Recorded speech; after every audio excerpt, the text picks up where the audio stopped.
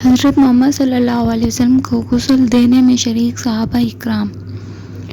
حضرت محمد صلی اللہ علیہ وسلم کو اپنے سینے پر ٹیک رکھا تھا۔ حضرت اوس بن خلا انصاری نے، حضرت فضل اور حضرت کعب رضی اللہ تعالیٰ عنہ نے حضرت محمد صلی اللہ علیہ وسلم کی کروٹیں بدل لی تھیں، اور حضرت اسامہ بن زید اور شکران نے حضرت محمد صلی اللہ علیہ وسلم پر پانی بہاتے رہے تھے۔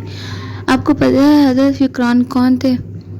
حضرت شکران تھے حضرت محمد صلی اللہ علیہ وسلم کے آزاد کردہ غلام تھے۔ حضرت علی رضی اللہ تعالیٰ عنہ حضرت محمد صلی اللہ علیہ وسلم کو غسل دیتے رہے۔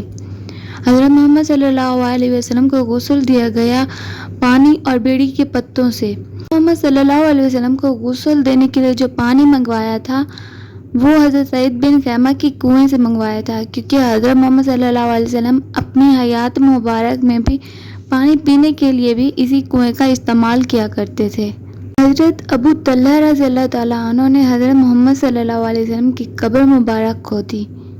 بہت سے صحابہ اکرام تھے حضرت محمد صلی اللہ علیہ وسلم کو قبر میں اتارنے والے۔ حضرت عباس تھے، حضرت علی، حضرت فضل بن عباس تھے، حضرت اسامہ بن زید تھے، حضرت عبد الرحمن تھے، حضرت کعب بن عباس تھے۔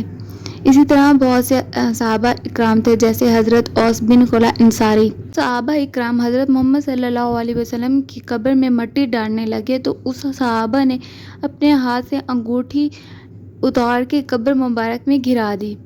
وہ کون سے صحابہ تھے جنہوں نے انگوٹھی نکالنے کے بہانے حضرت محمد صلی اللہ علیہ وسلم کا آخری نظارہ دیکھنے سے سوال ہے کہ وہ کون سے صحابہ تھے جنہوں نے حضرت محمد صلی اللہ علیہ وسلم کا آخری دیدار کیا تھا؟ کمنٹس میں ضرور بتائیے گا۔ اگر آپ کو آج کی یہ ویڈیو اچھی لگی ہے تو پلیز میرے چینل کو لائک، سبسکرائب اینڈ شیئر کیجیے گا۔ تھینک یو اینڈ اللہ حافظ۔